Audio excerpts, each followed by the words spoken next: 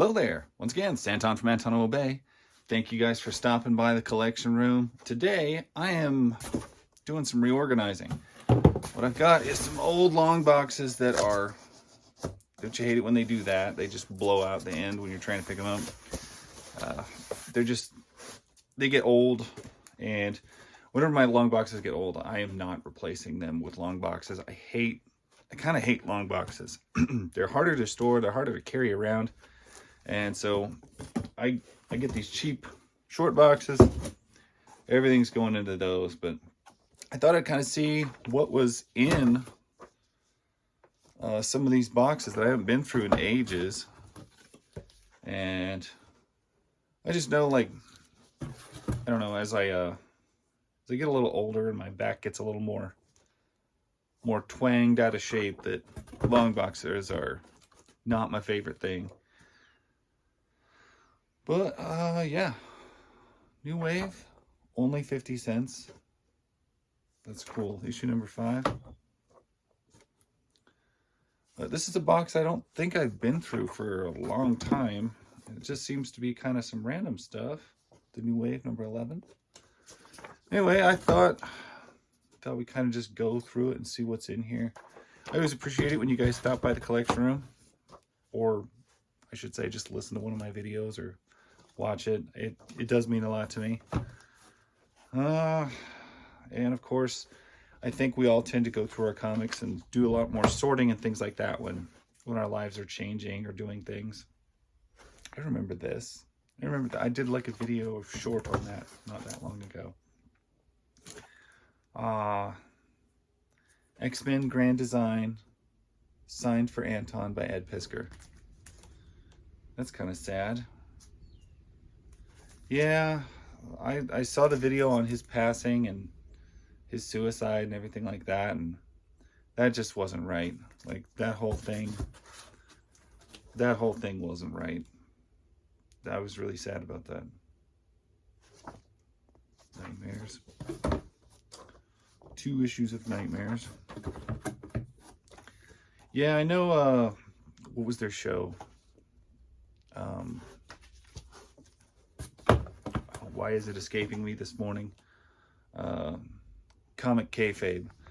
I know some of their big haul videos actually introduced me to a lot of comics that I would not have normally known about. A lot of weird independent stuff. Their quarter bin hauls and stuff like that. Those were the ones that I watched. I hadn't watched them for years at some point, but I did like those because I found out about a bunch of comics that I didn't know about. And cheap bargain comics that nobody else knows about but me or a handful of other people. That is the kind of stuff that makes collecting fun to me. Justice Machine. There's one that I found many years ago. Judge Dredd. A really disturbing Judge Dredd cover.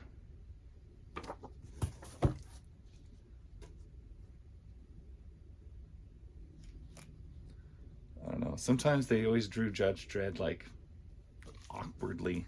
Scrawny legs and pot belly, and just a weird way that they animated that guy. I never really understood why they do that. Eagle Comics was their own monster anyway. Every time I got an Eagle comic or found one, they always had a creepy vibe to them, like all of them. I think probably a lot of it stemmed from the first one I ever saw was Nemesis the Warlock, and I thought it was really, really creepy. Yeah, Pit number 1. Probably still got tons of those. Geek Crashers. Didn't the guy from Wizard make that?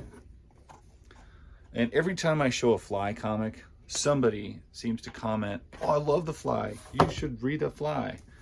The first issues of the Fly are the best. The Fly is great." I kind of want to get like a full run before I tie into it. I got a pretty good stash of them. But I think I've got some holes. I don't think I have the first issues. Of course, you know, I might be wrong. There's the Fly. 4, 3, 2 and 1. Yeah, I do have the first set of flies. I should totally read those. I guess I didn't realize I had them. Of course, you know, I say that. I probably did a video on them a year ago or even 6 months ago. Axle press button. These are really good, actually. Very odd inside. But what I've read of them, they're good. I like them. Sunset Runners, that's one of those comics everybody's seen the cover of, but maybe hasn't read it. Laser Eraser and Press Button are actually, that's like a combo of the two characters. Those are really good. Yeah, Laser Eraser and Press Button. This is actually, these are good. Like, I remember reading these. They have all the weird stuff that like you would expect from like a Nexus comic, but not Nexus. And like solving mysteries and stuff. So it's a detective book as well. Were Monsters Well, I picked that up. I think I paid like $2 for this not that long ago. Maybe it was $3, I don't know. But I remember I found these at the local comic book store and couldn't resist them for the covers that they were, the prices that they were. Krypton. You're all probably excited about the new Superman movie coming up. I'm kind of halfway excited. I did just do a video recently on my definitive Superman action figure. Actually, he's right here. I know he's not for everybody, but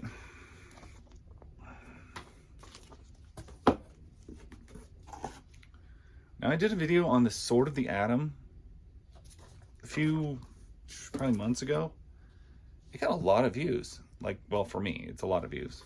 I was surprised. It doesn't normally get, would not have expected this one to break 100 views, but it did. And I have no idea why. Unless there's something about that book I don't know. Rocky and Bullwinkle with President Reagan on there. Gotta shift slightly.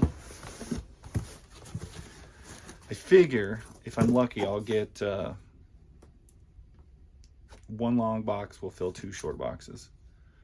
I still love these kind of covers.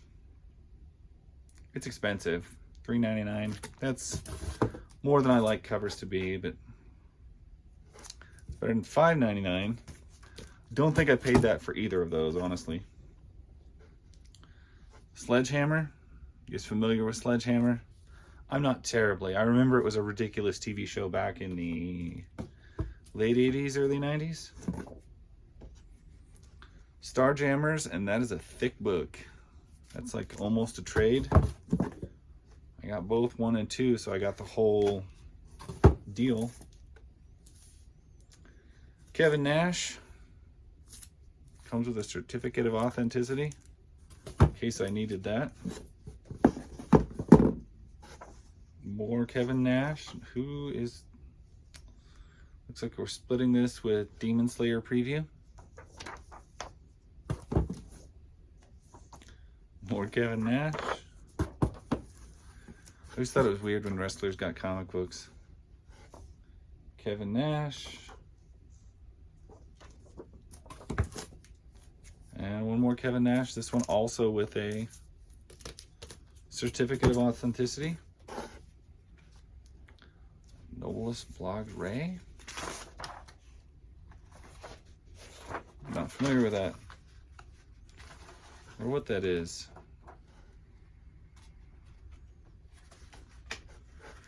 It's a weird black and white comic. Don't know why I have that, but it's in there. Where that came from. The Twilight Zone, 3D glasses.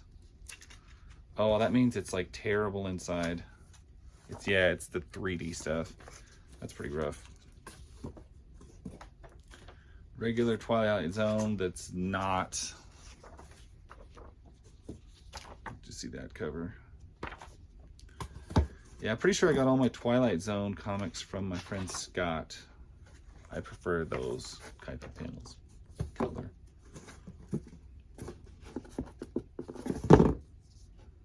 Time Warrior beginning. Not sure about that. Grifter. More Grifter, same issue. Still throwbacks from my big comic book collection that well, it wasn't a collection, it was the inventory of a store that I bought a few years back. One of the best trades I ever read, and I've read it dozens of times, Tick the Naked City. Years ago I made a video, The Necessary Evil of Trade Paperbacks, and how I hated trade paperbacks, but I had to get them because certain comics you can't get.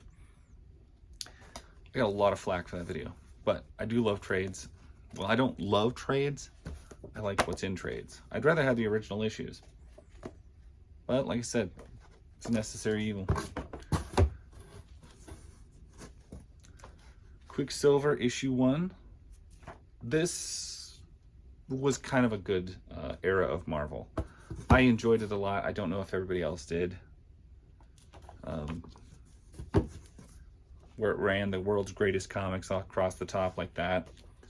I know they made some junk at the time. I really appreciated this series for some reason. Like, I thought it was great. It only ran a year.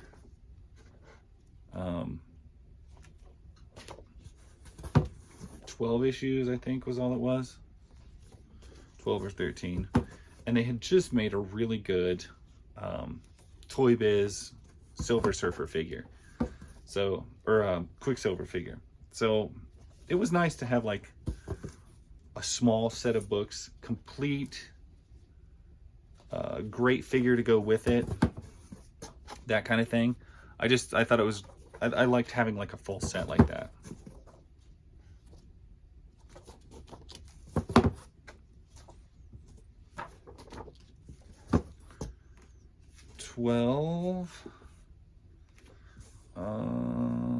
Double-sized issue, and then the annual, which crossed over with Heroes for Hire, which was actually another pretty good book made at the time. J2.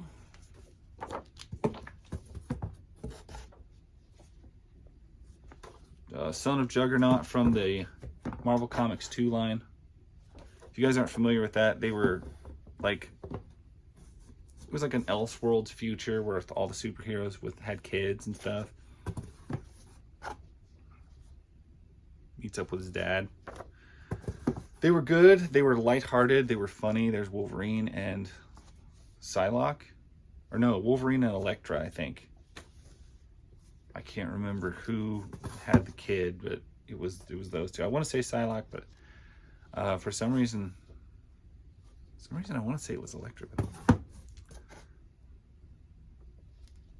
Juggy.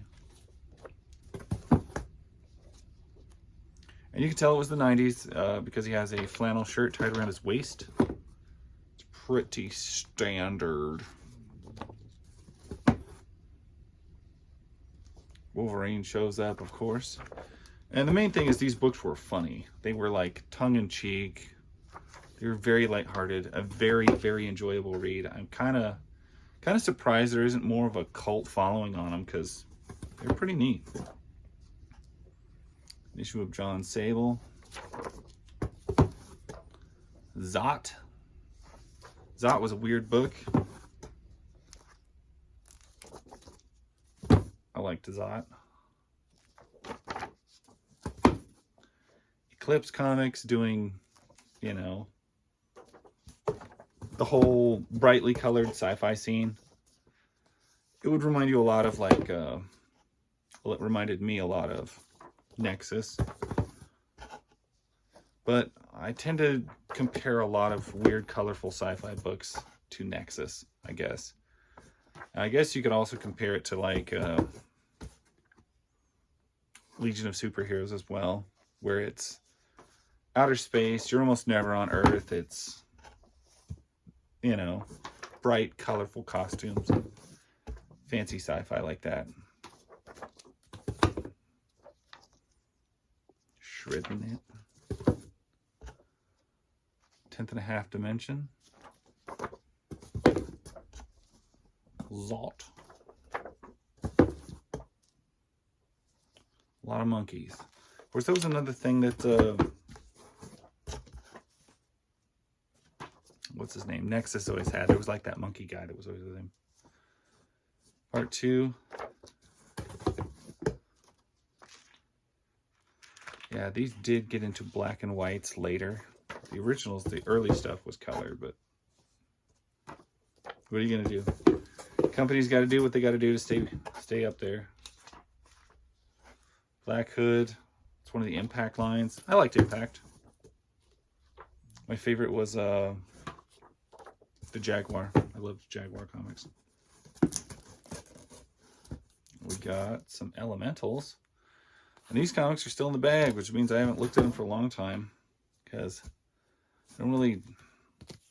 A lot of my bags were getting old and yellowed. And so I'm done with bags. I wasn't going to keep bagging and boarding stuff. Elementals is a good, weird book. Cutie Bunny. If you've ever seen Cutie Bunny comics anywhere, very, very odd little book. Manimals and whatnot. Spoofs of other comics.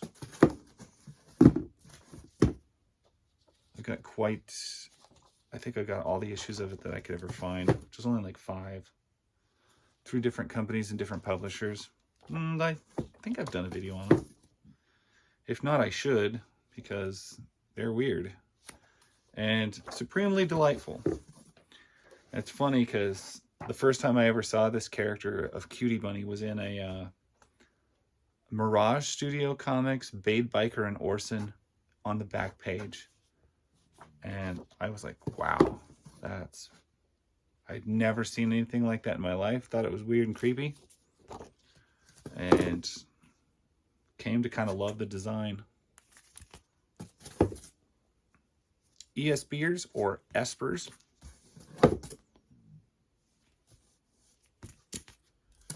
Beautiful painted covers on most of them.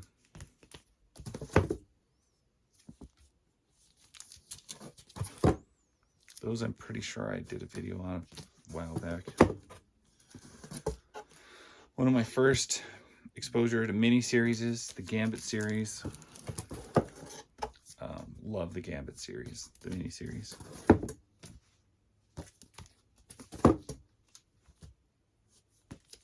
This Gambit was the coolest.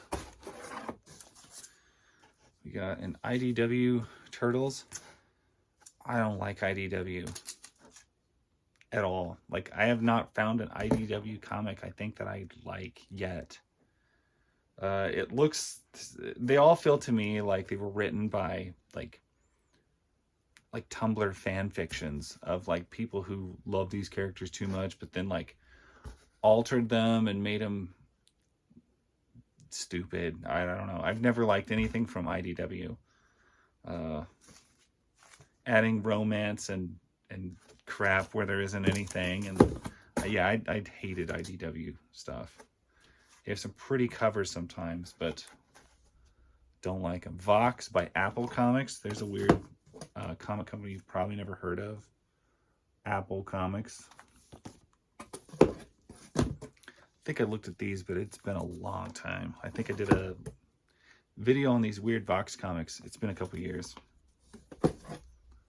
The Web. Crusaders. Impact doing stuff. There right there is Jaguar, my favorite of that comic book company. We got some more Elementals. And some of the early Elementals I have like multiple duplicate copies of. They were just ones that I came across, and you can tell like these came from Hastings Entertainment Stores. Whenever you see that big price thing, that's usually where it came from. The Maze Agency, issue number 3. The Trouble with Girls, number 1. Nice. From Comico. Justice Machine, number 7. All Out Action, Just Like You Like It. Elementals, number 7. The Monolith, that's actually a member of the Elementals.